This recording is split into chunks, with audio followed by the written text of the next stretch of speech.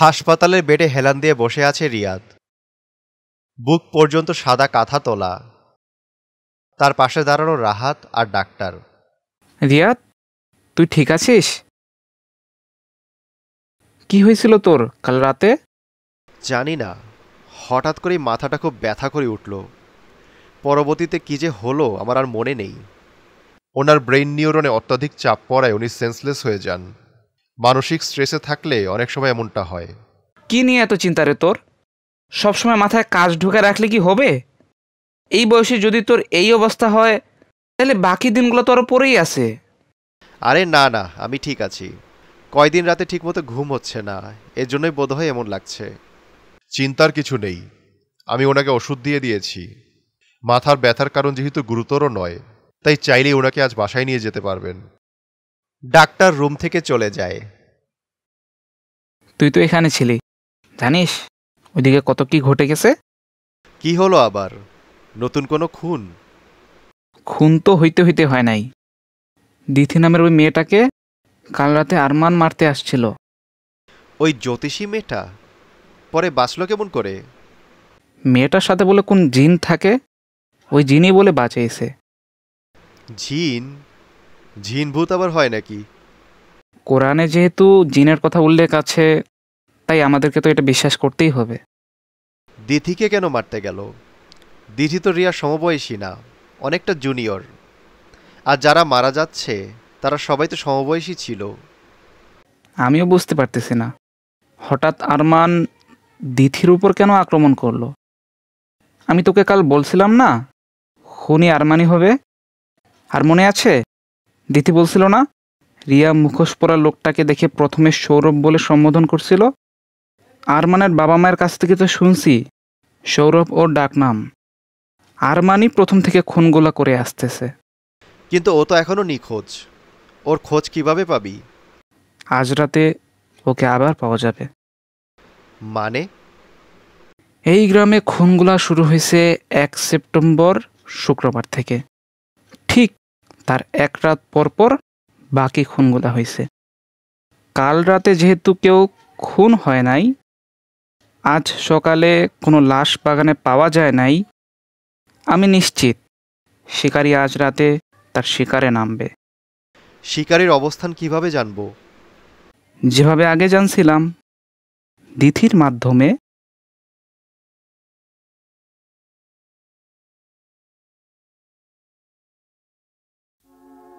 আবছা অন্ধকারে ঢেকে থাকা এক ঘরের মাঝ বরাবর জ্বলছে কিছু মোমবাতি। মোমবাতিগুলোর মাঝে রাখা এক নরকঙ্কালের মাথার খুলি, চারপাশে কালো দাগে বৃত্ত কাটা, দেওয়ালে ঝুলানো নানা ক্ষতবিক্ষত পুতুল। ঘরে প্রবেশ করল বৃদ্ধ। ভেতরে আসতেই খোলা দরজা নিজে নিজেই বন্ধ হয়ে গেল। বৃদ্ধ তার হাতের লাঠি ফেলে দিল, সোজা হয়ে দাঁড়িয়ে তার মুখের মোচ তুলে ফেলল। গিয়ে বসল গোল বৃত্তের মধ্যে থাকা নরম বালিশের উপরে। না সুখ হো पर खाओ इनका के सिखा जिद तिकाकिन। মাঝের মোমবাতিগুলোর আলো বৃদ্ধি পায়, মাঝের খুলিটাও দাউ দাউ করে আগুনে জ্বলে উঠল। হনুফা, হনুফা। বাতাসের মাঝে উদয় হলো কালো ধোঁয়া। জি জনাব। সে কি আজ তাকে মেরে ফেলবে? হ্যাঁ জনাব, আজই শেষ মৃত্যু ঘটবে। কখন মারা যাবে? আমার হাতে কিন্তু বেশি সময় নেই। জনাব, আজ রাতেই সে মারা যাবে। আমি যথাসময়ে ওই জিনিস নিয়ে আপনার নিকট উপস্থিত থাকব। যা, সূর্য ওঠার আগে আমার সেটা চাই। আমার 1000 বছরের সাধনা পূর্ণ হতে চলেছে, আমি কোনো ব্যর্থতা দেখতে চাই না। যা। জি জি জনাব।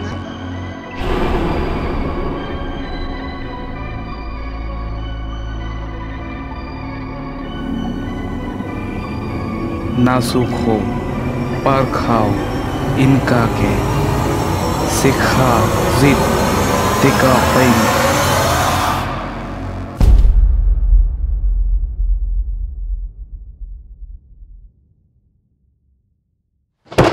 দূরে কোথাও বাজ পড়ল। অন্ধকার আকাশ মৃদু আলোয় আলোকিত হলো কিছুক্ষণ। আম বাগানের গেটের আড়ালে এসে দাঁড়ালো তিনটে ছায়া। গেটের সামনে জ্বলতে থাকা ফিলামেন্ট বাতির আলোয় সেই তিনজনের মুখ দৃশ্যমান হয়। আমাদের কি এখনই ভেতরে যাওয়া উচিত?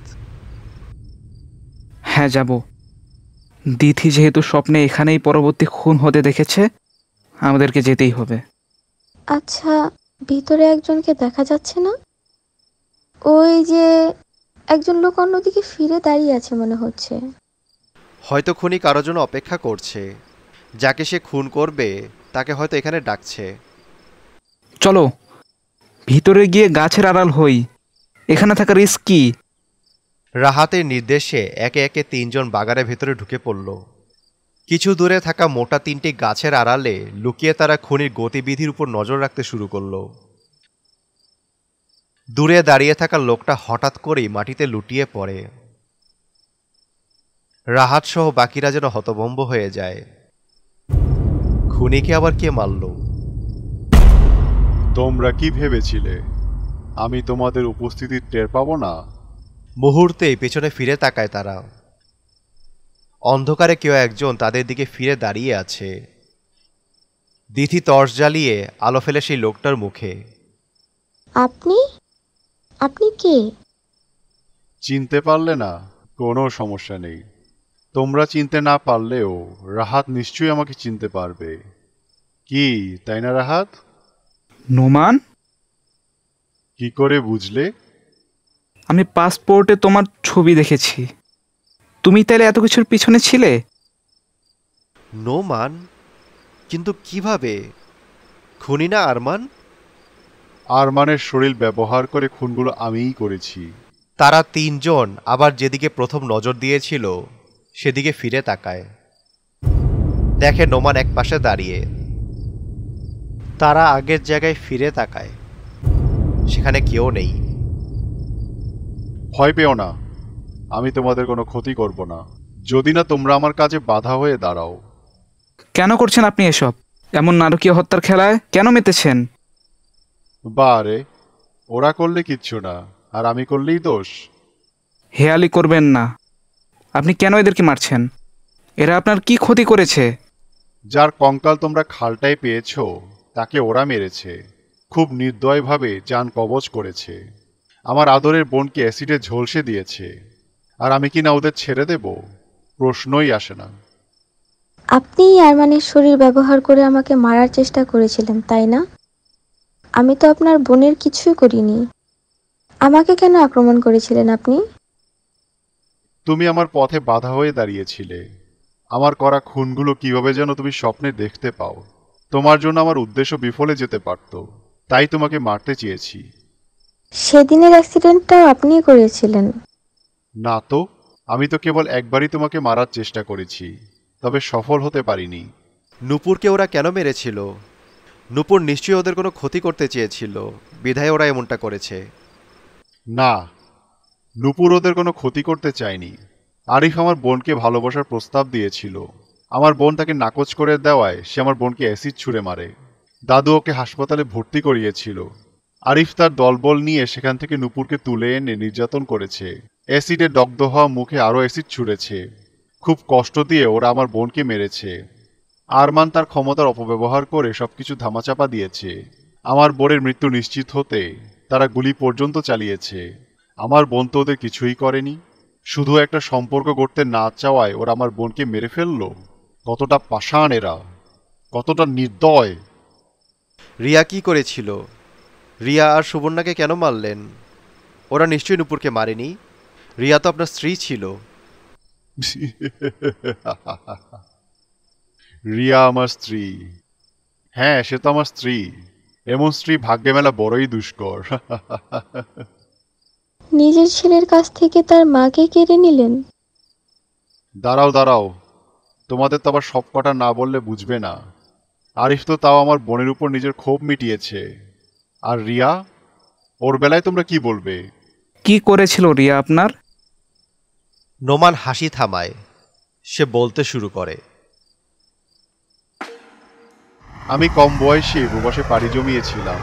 তখন আমার বয়স হবে 20 কি 21। আমার বাসায় তখন আমার ছোট বোন নূপুর, আমার বাবা, দাদু আর দাদি ছিল। আমার বাবা জন্ম থেকেই পঙ্গু থাকায় তার উপার্জন করার ক্ষমতা ছিল না। এদিকে দাদুরও বেশ বয়স হয়ে যায়। আমাদের জমি জমার পরিমাণও কমে যেতে থাকে। তখন বাবা দাদুর জমি বিক্রি করে সংসার চালাতো। সংসারের একজন বড় ছেলে হয়ে আমি এসব দেখতে পারছিলাম না। সিদ্ধান্ত নেই চাকরি করব। কম বয়সী গ্রাম ছেড়ে শহরে পাড়ি জমাই। বাড়ি ছেড়ে যাওয়ার সময় আমার বয়স ছিল 18। 2 বছর দিনাজপুরে একটা ফিড মিলে চাকরি করি আমি, কিন্তু তেমন আশানুরূপ উপার্জন ছিল না যা দিয়ে আমি আমার পরিবারকে চালাবো। তখন আমার সাথে সেই ফিড মিলে চাকরি করা এক বড় ভাইয়ের সাথে দেখা হয়। তিনি আমাকে বলেন তিনি প্রবাস যাবেন। আমার পরিবারের অবস্থা তিনি জানতেন, তাই তিনি আমায় উপদেশ দেন আমি যেতে চাইলে তিনি আমায় সঙ্গে নেবেন, যাওয়ার খরচ তিনিই দিবেন, পরবর্তীতে উপার্জন করে যাতে আমি তাকে সুদ সহ ফেরত দেই সেই শর্তে। আমার বয়স তখন 20। আমরা দুজনের সৌদিতে পাড়ি জমালাম। সেইখান থেকে প্রতি মাসে আমি টাকা পাঠাতে শুরু করি। আমার উপার্জন দিয়ে পরিবারের সচ্ছলতা ফিরে আসে। নূপুরকে কলেজে ভর্তি করায় আমার বাবা। তার পায়ের চিকিৎসাও নতুন করে শুরু করলেন তিনি। এদিকে এভাবেই প্রবাসে আমার 8 বছর পেরিয়ে যায়। আমার বয়স তখন 26। ফেসবুক তখন সবে জনপ্রিয় হতে শুরু করেছিল। সেই ফেসবুকে রিয়ার সাথে আমার পরিচয় হয়। আমাদের গ্রামের উত্তরপাড়ায় তার বাড়ি হওয়ায় তাকে বা তার পরিবারকে আমি চিনতাম না। ধীরে ধীরে আমাদের সম্পর্ক বন্ধুত্ব থেকে প্রণয়ের দিকে গড়ায়। আমরা ঠিক করি বিয়ে করব। বাবার মাধ্যমে তার বাড়িতে প্রস্তাব পাঠাই। 2 পরিবার থেকেই বিয়েতে সম্মতি আসে।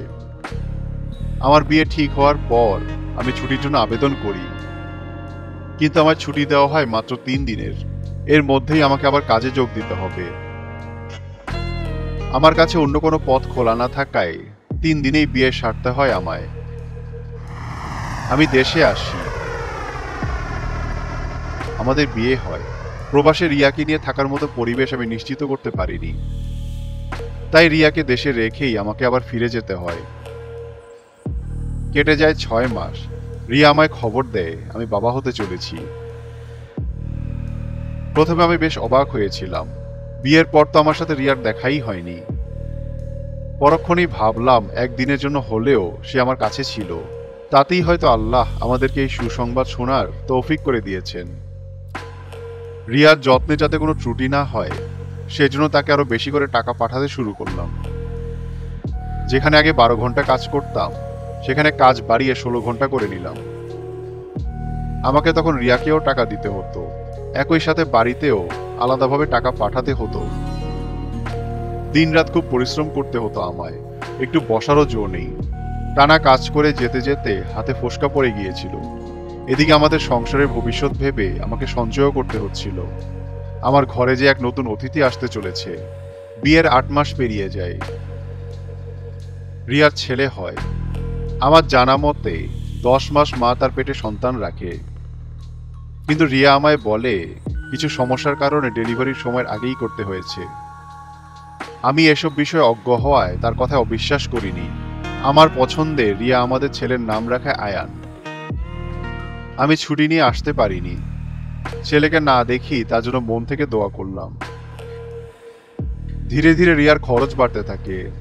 2 বাড়িতে টাকা পাঠানো, ভবিষ্যতের জন্য সঞ্চয়, নিজের থাকা খাওয়া সব মিলিয়ে আমার জন্য অনেক কষ্টকর হয়ে যেত। এমনও দিন গিয়েছে আমি না খেয়েছিলাম, অসুস্থ হয়ে পড়েছিলাম, কিন্তু দেশ থেকে আমাকে একটা কল পর্যন্ত কেউ দেয়নি। আমি শুধুই নিঃস্বার্থভাবে খেটে যাচ্ছিলাম তাদের জন্য। কোনো মাসে টাকা পাঠাতে দেরি হলে রিয়ার কাছ থেকে কথাও শুনতে হতো আমায়। আমি তার কথাগুলো তেমন আমলে নিতাম না, কারণ আয়ান এখন ছোট, তার তো অনেক কিছুই লাগতে পারে, তাই হয়তো রিয়া এমন করছে। এইভাবেই কেটে যায় আরো 1 বছর। আয়ানের বয়স এখন 1 বছর 4 মাস। এদিকে আমি এতদিনে বেশ ভালো মতো সঞ্চয় করতে পেরেছিলাম। আমি ঠিক করি দেশে ফিরব। দেশে ফিরে গিয়ে এতদিনের সঞ্চয়ের টাকা দিয়ে বাড়ি করব, ছোটখাটো একটা ব্যবসা ধরব। প্রবাসী আমার পক্ষে এরকম হাড় ভাঙা পরিশ্রম করা সম্ভব হচ্ছিল না। আমি দেশে আসার দিনক্ষণ ঠিক করি। আমার দেশে ফেরার কথাটা শুধুমাত্র রিয়া জানতো। আমি প্রবাসের চাকরি ছেড়ে এতদিনে জমানো সব টাকা নিয়ে দেশের উদ্দেশ্যে রওনা দেই। তার মানে তোমার প্রবাসে মারা যাওয়ার কথাটা মিথ্যা ছিল? পুরোটা শুনলেই বুঝতে পারবে। নোমান আবার বলতে শুরু করলো। আমার ফ্লাইট ঢাকায় ল্যান্ড করে বিকাল 4টার দিকে। আমি ঢাকা থেকে মাইক্রোবাস ভাড়া করি দিনাজপুর যাওয়ার জন্য। যদি কোনো ছিনতাই চক্র গাড়িতে ওঠে, এই ভয়ে নিজেই পুরো মাইক্রোবাসটা ভাড়া করে নিয়ে আসতে থাকি দিনাজপুরের দিকে। মাইক্রোবাসটা আমায় দিনাজপুরের জেলা শহরে নামিয়ে দেয়। তখন রাত 1টা বাজে। আমি ড্রাইভারকে বলেছিলাম আমাকে একটু গ্রামের দিকে নিয়ে গিয়ে পৌঁছে দিতে, কিন্তু তিনি কোনো কিছুর বিনিময়ে যেতে রাজি নন। তিনি আমাকে সেখানেই নামিয়ে চলে যান।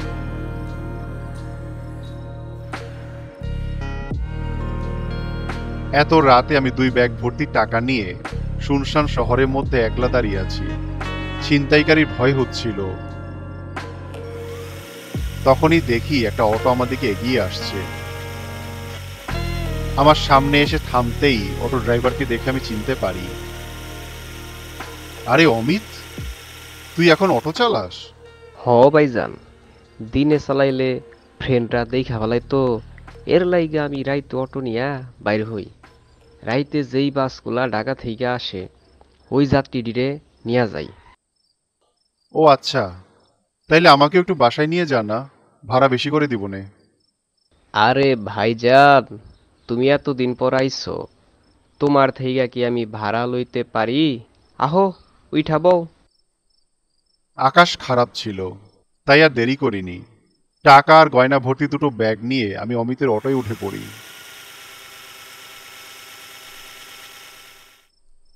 বাইরে প্রচন্ড বাতাস।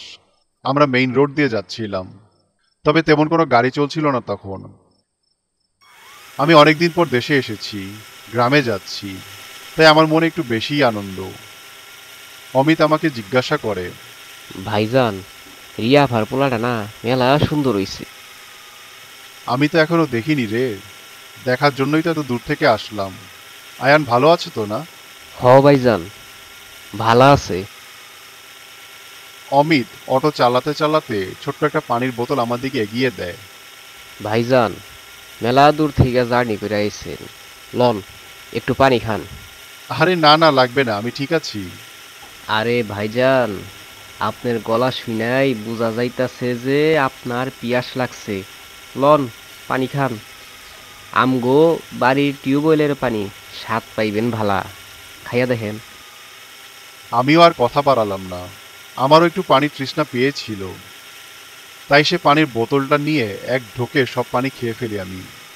বোতলটা তাকে দিয়ে দেই। সে অটো চালানো অবস্থাতেই বোতলটা আমার হাত থেকে নেয়। পানির স্বাদটা ভালা ছিল না ভাইজান?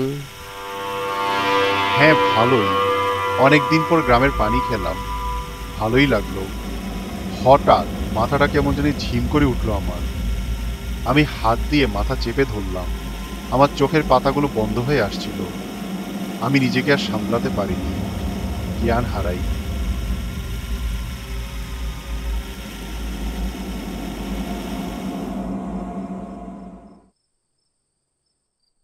আমার শরীরে আমি ব্যথা অনুভব করি, মাথাতেও প্রচন্ড ব্যথা করছিল আমার।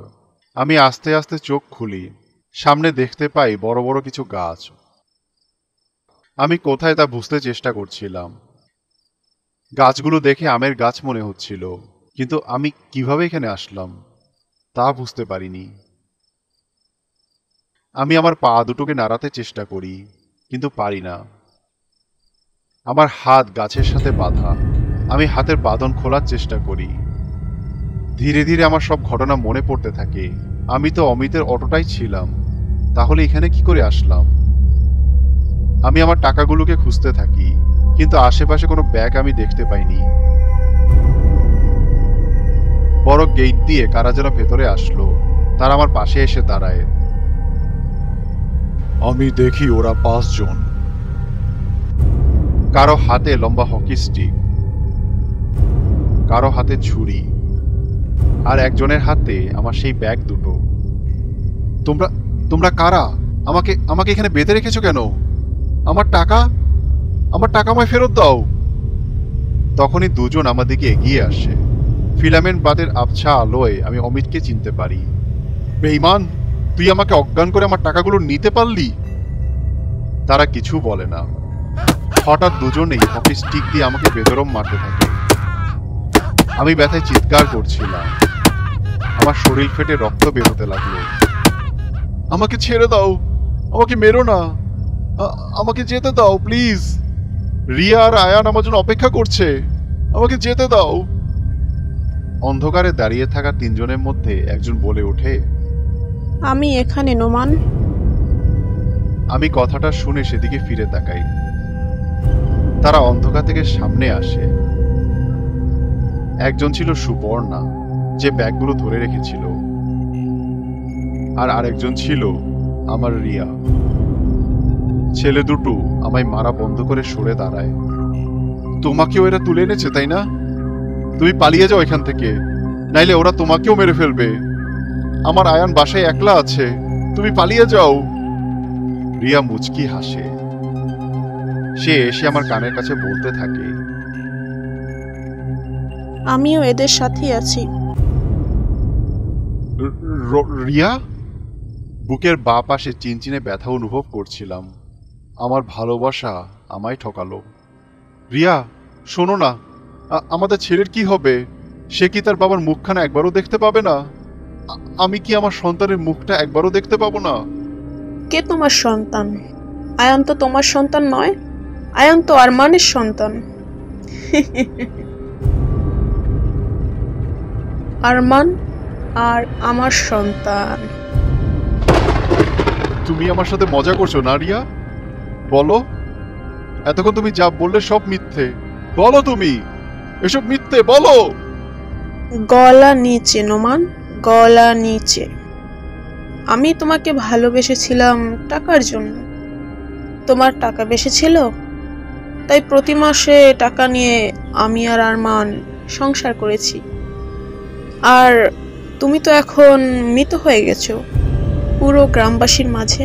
তোমার আর কোনো অস্তিত্বই নাই তোমার পরিবারের কাছে। তুমি আমাকে ঠকাতে পারলে রিয়া। আমি তো তোমায় সত্যি ভালোবেসেছিলাম। তোমাকে নিয়ে স্বপ্ন, আমাদের আয়ানকে নিয়ে স্বপ্ন। তুমি কেন এমন করলে রিয়া? ও ভালো কথা, তোমার বোন নূপুর তো মারা গেছে, জানো না? ওহো, তুমি কিভাবে জানবা? তোমার পরিবারে যেন টাকা দেওয়া বন্ধ না হয় সেজন্য তোমাকে জানাইনি। ইস বেচারা। জানো তোমার বোনকে কারা মারছে? আমরা। নিজ প্রিয়তমার দেওয়া কষ্টের মাঝে নিজের ছোট বোনের মৃত্যুর সংবাদটা যেন আমার হৃদস্পন্দনকে থামিয়ে দিচ্ছিল। আমার প্রিয় বোনটা পৃথিবীতে নেই। আমার বুক খা খা করে উঠছিল। আরিফের দেওয়া প্রেম চিঠি সে কিনা ছিঁড়ে ফেললো। আরিফ বোঝাতে গেল আর আরিফের মুখে থুতু মারলো। কত বড় সাহস ছিল তোমার বোনের! ক্যাম্পাসের গণ্যমান্য ব্যক্তির মুখে থুতু। ওর মুখটাই এজন্য অ্যাসিড দিয়ে পুড়িয়ে দিছে। কতবার বাঁচার জন্য আকুতি মিনতি করতেছিল, কিন্তু শেষ পর্যন্ত কথাই বলতে পারলো না। জানো শেষে অনেকবার তোমার নাম ধরে ডাকছিল, কিন্তু কি লাভ হইল বলো? শাস্তি তো তাকে পাওয়াই লাগতো। ইস, তোমার বোনের অসহায় চেহারাটা আজও আমার চোখে ভাসে। আরিফ যে কি মাইরটা দিছিল না, রডের দাগ তো মনে হয় একদম হাড় অবধি পৌঁছে গেছে। আমি রেগে যাই, ছুটাছুটি করে তাদের উপরে আঘাত করার চেষ্টা করি। তারা আমায় দেখে হাসছিল, অনেক হেসেছিল। নড়াচড়া বেশি করার কারণে আমার হাতের দড়িটা অনেকটা খুলে এসেছিল।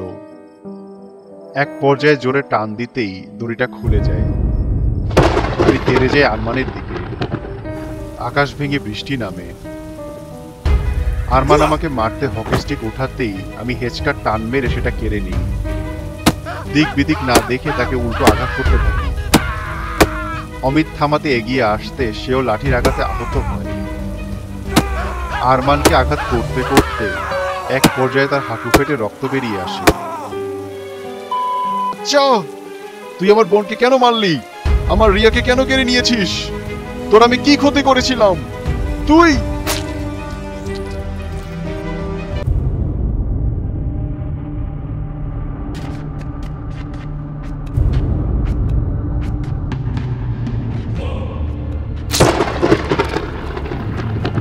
খুব তেজ না তোমার, খুব তেজ, সব তেজ বের করে দিছি। যে পৃথিবী তোমাকে চায়নি সে পৃথিবীতে থাকার কোনো দরকার নেই তোমার। বিদায়। এই জন্মে আর বোনের মৃত্যুর প্রতিশোধ নেওয়া হইল না তোমার।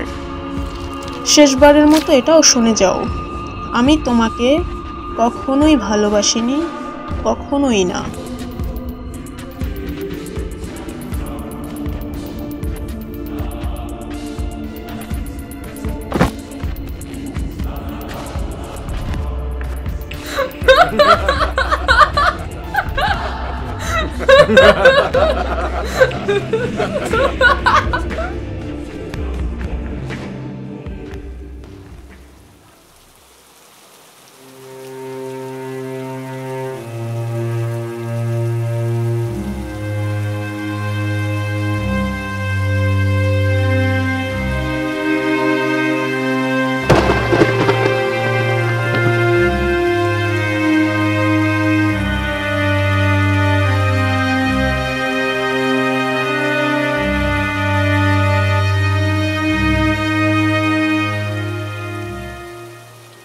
আপনি মৃত?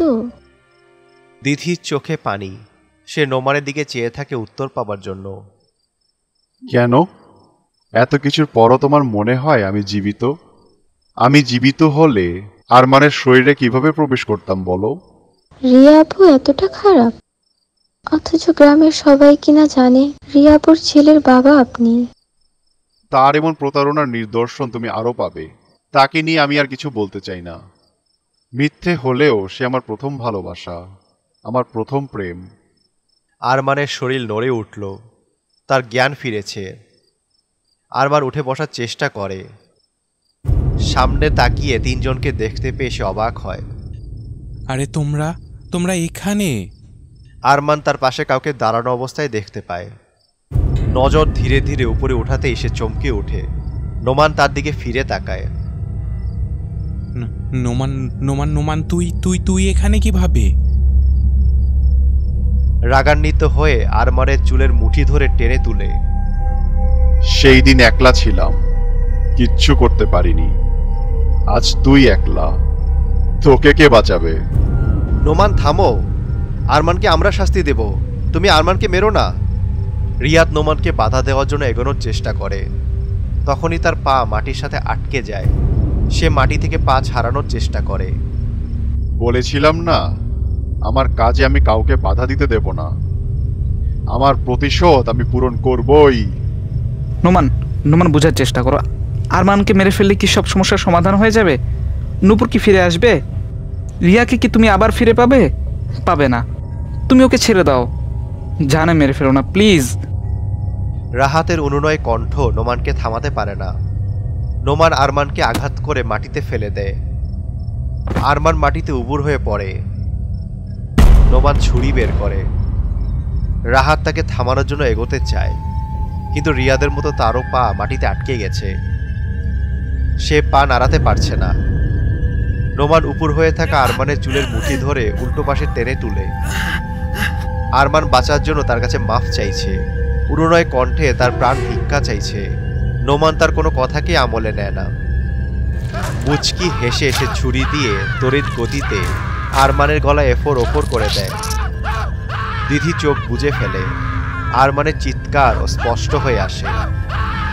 নোমান ছুরি দিয়ে আরমানের পুরো গলাটাই কাটতে শুরু করে। আরমানের অশ্রাব্য চিৎকার দিদি শুনতে পারছিল না। সে পাশে দাঁড়ানো রাহাতের পেছনে নিজেকে আড়াল করে। নোমান আরমানের মাথা কেটে শরীর থেকে বিচ্ছিন্ন করে ফেলে। জীবিত থাকতে প্রতিশোধ নিতে পারিনি, মরার পর তো নিলাম, রক্তের বদলে রক্ত দিয়ে। নোমান আরমানের কাটা মাথা ছুঁড়ে ফেলে দেয়। সে ফিরে তাকায় রাহাতদের দিকে। নোমান রাগান্বিত। দিথি রাহাতের আড়াল থেকে নোমানকে এভাবে দেখে ভয় পেয়ে যায়। রাহাতের সামনে এসে অনুনয় কণ্ঠে বলতে থাকে, ওকে মারবেন না, ও কিচ্ছু করেনি। পুলিশ তো তাই খুন করতে বাধা দিয়েছিল। ওর হয়ে আমি আপনার কাছে ক্ষমা চাইছি, দয়া করে ওকে মারবেন না। নোমান স্বাভাবিক হয়, তবে দিদির কথার উত্তর না দিয়ে সে পেছনে ফিরে তাকায়। তার হাত তুলে সামনের মোটা এক গাছের দিকে দেখিয়ে বলে,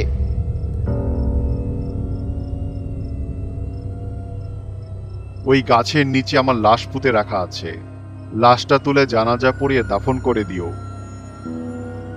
নোমানের দেহ কিছুক্ষণ পর হাওয়ায় মিলিয়ে যায়। আকাশে বিজলি চমকে ওঠে, মুষলধারে বৃষ্টি নামে।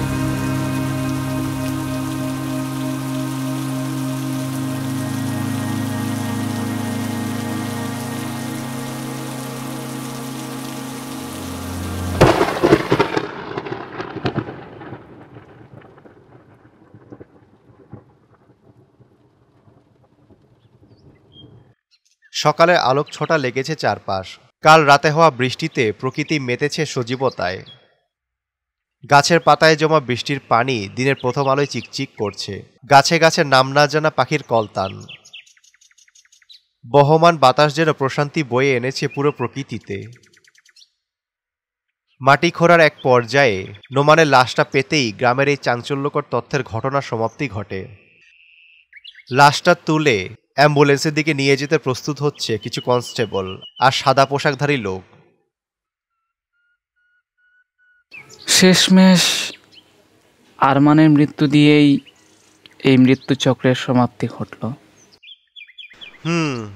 নোমানের সাথেও কম অন্যায় হয়নি।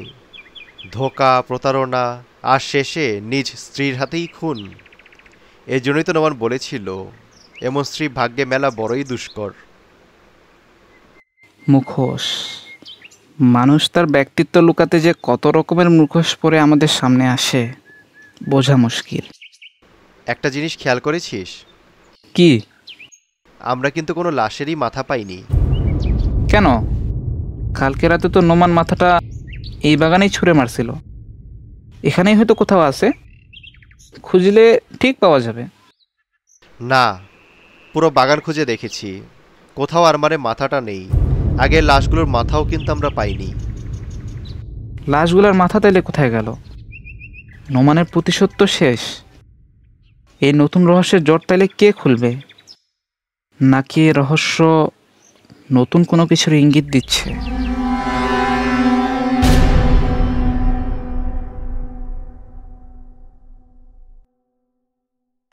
I know you told your friend you're not okay, and tell me what's wrong and why you never said you felt that way. And guess you're trying to stay strong and fake a smile until I look away. But I've known you too long, it hurts to watch your blue eyes fade to gray as you fade away, as you fade away.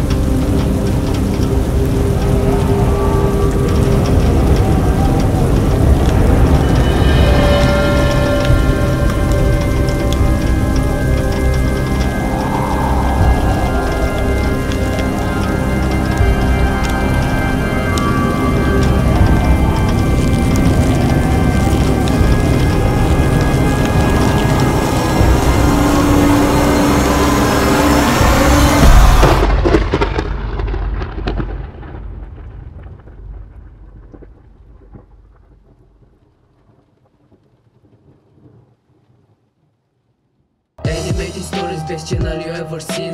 Animated stories, you are in a horror dream. Animated stories, you just take the bloody cream. Go and get the popcorn and you're ready for the horror team. Animated stories, best channel you ever seen. Animated stories, you are in a horror dream. Animated stories, you just take the bloody cream. Go and get the popcorn.